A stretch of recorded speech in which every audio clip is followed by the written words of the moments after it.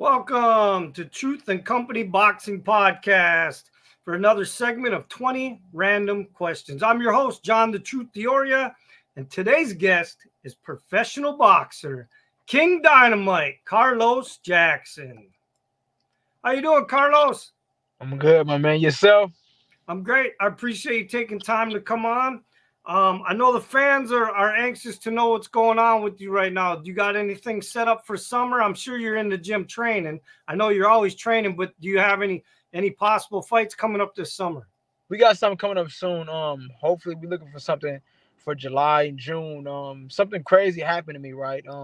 A week prior to my last fight in April was last month in April. I actually got into a car accident where I totaled my car. A person hit my car. Me hit me like T-boned me, and I totaled my car. Ended up in a three-car collision. I ended up tearing my knee, but I never told anybody. So I had to like relax right after the fight. I had to rest for like the doctor told me to relax for like 3 weeks. So we getting back working again. Hopefully we find something July, June, July, August. We get something cracking. And yeah, man, keep moving up the rankings. All right, that's good to hear. I'm glad the fans are anxious to see you possibly on the Zone or Pro Box TV or ESPN, any of those apps, I'm sure. Yeah, man, we gonna be there. We will be there. So, listen, are you ready for these random 20 questions? Now I'm anxious. I can't wait. I can't wait. Listen, I cannot wait. The way you was putting it, I can't wait, dog. Well, listen, I know the fans might not know, but I know some of your story, and I think it's a real inspiring story. So, I want to touch on some of it before we get into the boxing. So, question one is tell me about your background and your upbringing a little bit. Okay, man. Me personally, I born in Alabama. Don't really know too much about Alabama. My dad was in the military at the time, so I guess it's Fort McKinley. I don't know if it still exists nowadays. So I don't really say I'm from there because I don't know nothing about it. I just was born there, and then I got family in Atlanta, and I got my mom moved to Newport News, we went back and forth there. Then I got family from LA also. So it's just like basically you know what I'm saying. But Virginia is basically home to me. Newport News, Virginia, that's home of Allen Iverson, Mike Vick. You know what I'm saying. So growing there, you know, just doing a regular due diligence, man. You know what I'm saying. You out there. You just having fun. There's nothing to do with. There's nothing to do in Newport News besides going to the military. And the military went the route I chose, so I chose the streets. You know what I'm saying? Yeah, But but talk to me a little bit about that. Talk to me about your story in finding yourself in the streets a little bit, growing up in the streets. I don't know, man. It just happened, man. You know how you just like you growing up and you just around it. Like I mean, that's just your environment. That's what you grow up in. You know what I'm saying? You go outside and you see gangs, you see shootings, drugs, you see shit like that going on, and I mean, you just end up going inside of it. And it just works for you, bro. Like you know what I'm saying? Like it's not nothing that it's just like okay, I chose it. It just chose me for real, for it. I can't really put it to it. I knew I was gonna do it. I just knew it. It was just a matter of time of when I was gonna do it, and then 13 I got put on, and that was it, bro. That was it. I was thugging, you know what I'm saying? Like thugging. I was outside, bro. I was outside. But I mean, you found yourself involved in a gang, right? You were part of a street gang. Yeah, yeah, yeah. It was Queen Street, Double I, Queen Street Bloods. I'm still from over there. I still represent them to the whole. I don't gang bang, and all the homies they know that I don't profess any black on black crime, black on brown crime, none of that. They know I'm off of positivity. A lot of my homeboys, we all legit. A lot of us are all legit right now. Not saying because of me, but they, you know what I mean. I can definitely say, I, you know, sparked a bulb for a lot of my homeboys out there to you know what I'm saying, to go call legit, become entrepreneurs or do what they gotta do with their brand. And I help them out with their brand. Like right now, we got this right here. This YG. You feel me? It's 400. You know what I'm saying? So we are doing what we gotta do, bro. You know what I'm saying? So, but But yeah. what was the turning point though that made you get out of the streets and get out of the gang life and things like that and kind of go a different path? What happened? Moving when I moved to Atlanta, I moved to like kind of like I guess to help my brother out. My brother wanted to rap. You know what I'm saying? My brother was rapping, and I moved from Virginia because I had nothing. It was just it got bad. It got bad to the point where every police knew who I was. I was going in and out of jail. I couldn't do anything. I have a license. Nothing was going on. I was just dope boying, and I was it. So once I moved to Atlanta, I helped my brother out, was doing things with my brother, and then once my brother passed away, unfortunately had an untimely passing. I felt bad, was guilty, went depressed. I was depressed at one point. I was depressed for like a minute actually, and one of my dad's friends, my dad was a professional boxer, and his friend that was boxing with him, I was already lifting weights at the time, so my dad was like, you know what I'm saying, like, you need to start boxing or something like that because Okay, you so already. let me get into that then. So basically, that was the turning point. Is when your brother passed away. That's kind of, you ran into somebody, and then I want to get into the boxing right now. But that's how you decided to take a different path. Was after that, right? I just did, man. When my brother died, the whole L Dog aura of me that just died. That was my old hood name, L Dog. They call me something different now, but L Dog was like, it died off, bro. I was over with. I couldn't do it no more. Okay, so question two then: how did you get involved in the sport of boxing? Like I say, once my dad friend came into my life, he was like, you need to start boxing. So they took me to a gym my dad used to train at in Atlanta, and which was the Paul Murphy gym. I went there, and yeah, that was it, bro. I fell in love with it, and then my dad bought me a bag, and he started training me, and I was just working out. I was already working out as it was anyway. I was always worked out, but because But I see, wanted to what be. what some people don't know is you just mentioned that your dad was training before. Your dad actually is a former boxer, so boxing was already in your family. Yeah, pretty much. Yeah, my dad was pro boxing. My dad was he was heavyweight at his time. Back in like the 90s, 80s, 90s. He was a great amateur. The heavyweight division. He just basically he was a 500 fighter. You know what a 500 fighter is? A person with an even number. Yeah. You know what I mean? But So now, who was your father, so the fans know who he was? my father is Ken Jackson. That's my father, Ken Jackson. So Okay. once he was doing it, he did his thing. He did his thing. Basically, he had to take care of 4 kids. You know what I'm saying? So that's what he did for us, and he was helping me out. You know what I'm saying? Like that in the beginning. Once I started joining the gym, then that was it. Like I had nothing to do, bro. I had nothing else to do, man. My brother gone. I was pushing him to do something. I wanted to be something where it's like I could manage my brother's career to be able to get him further in rapping. You know what I'm saying? Because I put money into him to be able to do it. And then, I had no vision. So now, was your dad initially your first trainer then?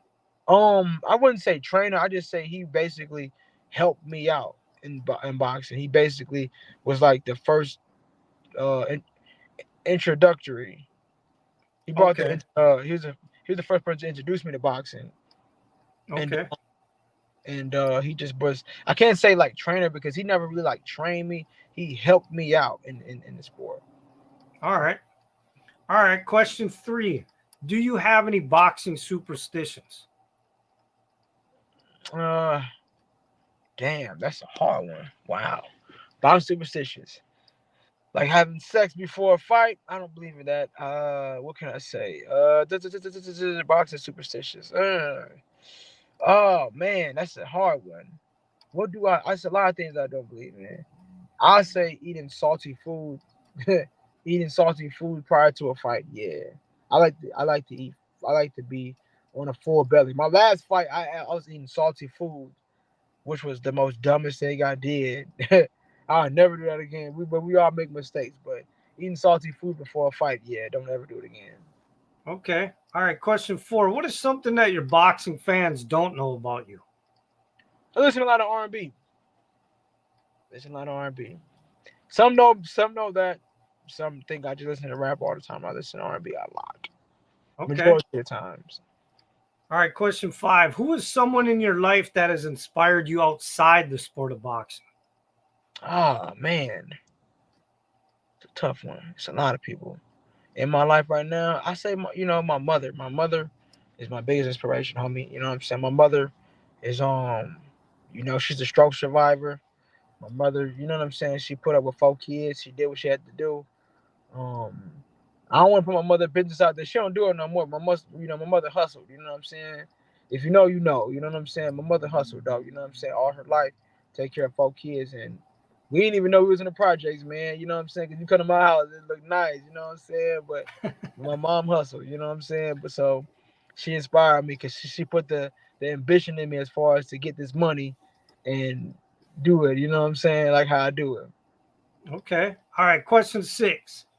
Do you have any tattoos, and what are they, and what are some of the meanings behind them? Man, I got a lot of them.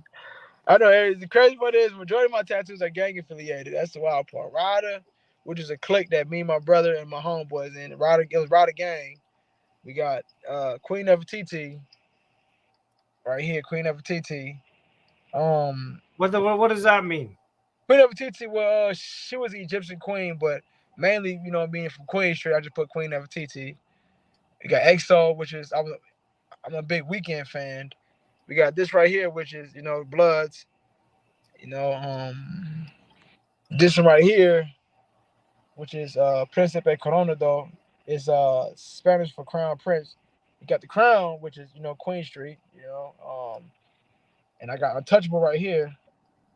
Or where is it at? No, I got Untouchable right here because I felt like we was untouchable. I got Dog right here because I was known as L Dog at one point. Okay. All right. Question 7. What animal best fits your personality? A pit bull. You A didn't grown even. no, a literal game bred pit bull. A game bred dog. That's me. You know what I'm saying? Like he's a game bred pit bull.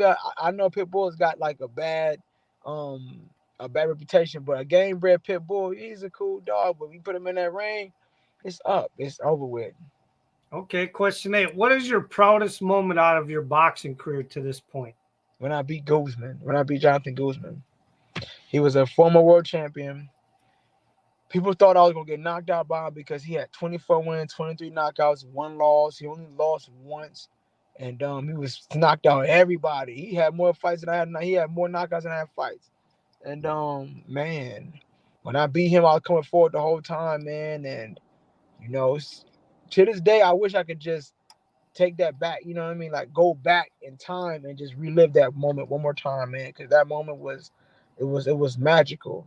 Every moment in boxing is magical, but that moment right there, it like sparked it because I can retire today and I can say I beat a former world champion. I got that on my record. Okay.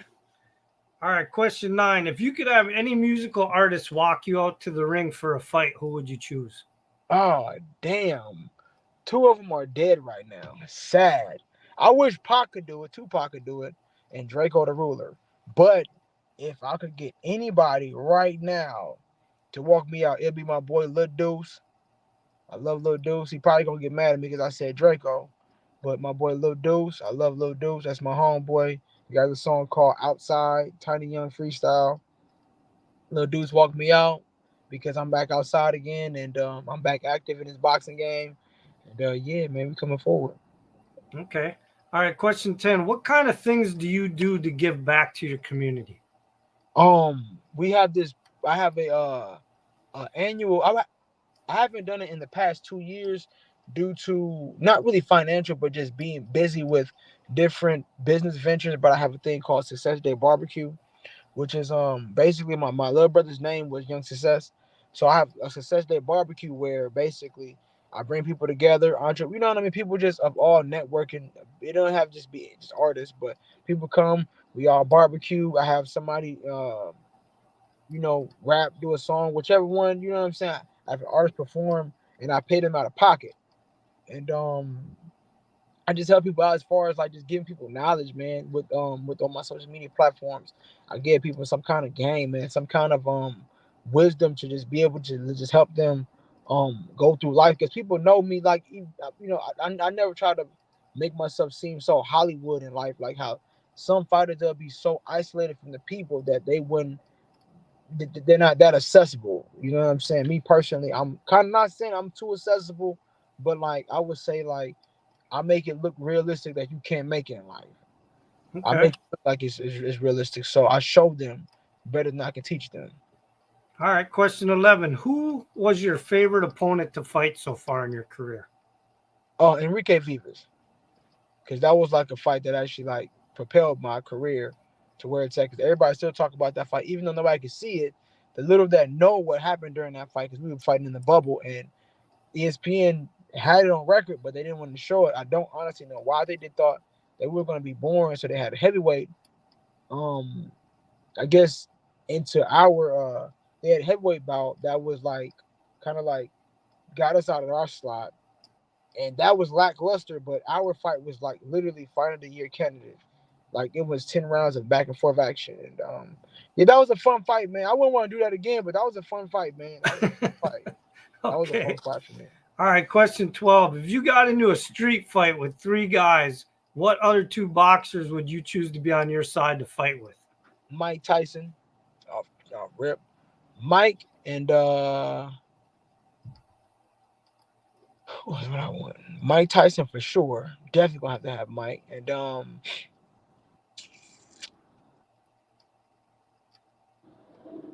I said Javante Davis. Javante Davis. Yeah, Javante Davis. Okay. All right. Question 13. Can you tell me an interesting story out of your boxing career? Anything that the fans probably wouldn't know. Damn, interesting story. I fought my what was it? My 17th, no, my 16th bout. 16th bout. I had to use the bathroom. I was in the Dominican Republic. And where I was at, the bathroom was nasty. So I did not have to use the bathroom. I couldn't take a shit. So I fought having to take a shit. The guy hit me in the stomach the first round. That shit hurt. You're lucky that you didn't shit on yourself. Oh man, I had to survive. I survived it, but yeah, it hurt. It hurt badly. Now I would never do that again. No more rice and beans. No more salty shit before fights. I did it my last fight, but he didn't hurt me as bad as that guy did. He hit me right in the. I was like, okay, damn, that's crazy. All right, question 14. Who was the hardest puncher you've ever faced in the ring in a fight or sparring? Enrique Vivas was the hardest puncher. He was the hardest puncher. I can admit that. He was like a brick wall dog. Sparring wise, I don't think I ever really fought them to me hard. I sparred some top level guys, but yeah, Enrique Vivas he took the cake. He took the cake as far as hardest punches. All right, question 15. Have you ever had to save someone's life?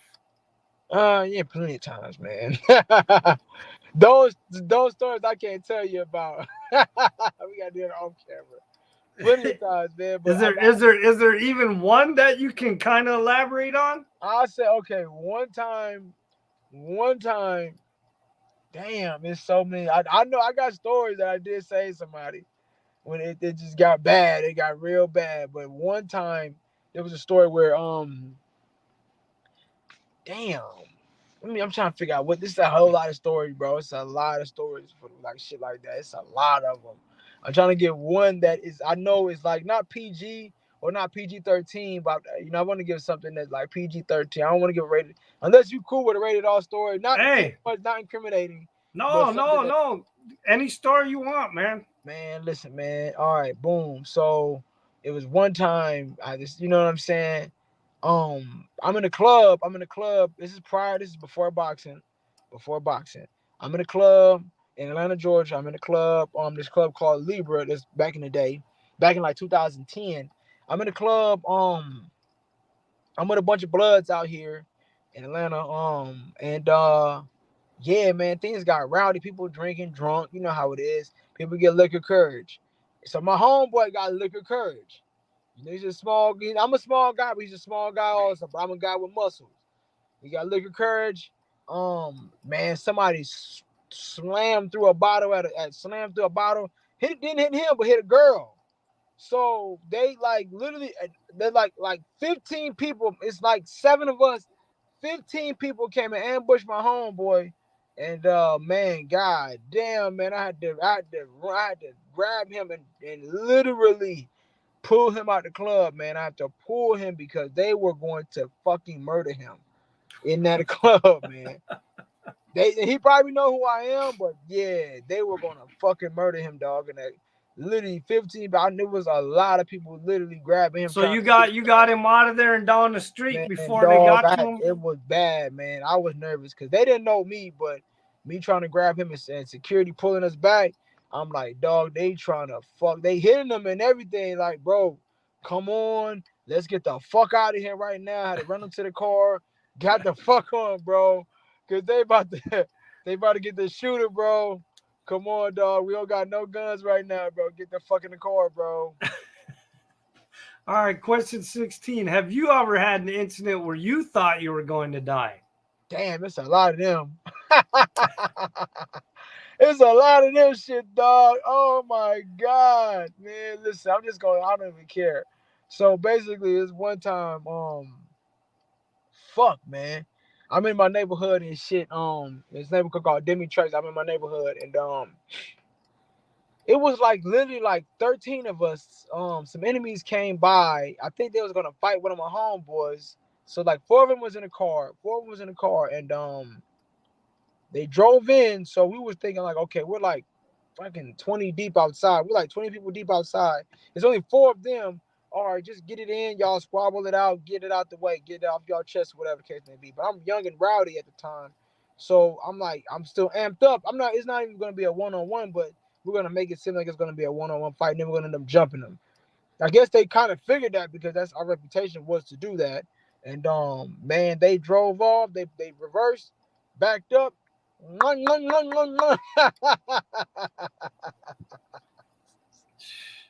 Yeah, so man, hell yeah, dog. One bullet almost hit my homeboy. He felt the wind gusts behind him, but yeah, man, it was wild, dog. Yeah, that was the time I almost thought I was about to get clapped at. I almost died, bro. That was one time I literally almost died. Have you ever been shot? No, never been shot. Okay. That was one time I barely beat it. I barely beat the gun at that point. All right, question 17. What's something that you're very passionate about besides boxing? Passionate about damn, it's a lot that I'm passionate. We got boxing, 1, 2, the entrepreneurial spirit. A lot of people know I'm an entrepreneur. I have my own, me and 4 other people, we have our own water company called Urban Water. Also,